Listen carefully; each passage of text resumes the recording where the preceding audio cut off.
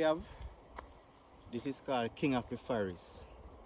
If you never heard about it before, you're not gonna heard about it today. This name King of the Forest. I said this now, this good for ringworm, this good for eczema, and this also good for herpes. You hear me say a while ago? It's good for herpes. King of the Forest. Any fungus at all you have, skin rashes, eczema, you see me? This is herpes. So you don't know, say no. Anything, you know, people were good in it, you don't know, say Jamar the farmer, I go put it in the soil. Because in the future, it will help me and many others. You see me? Yeah, man, so I look at spot now to plant it.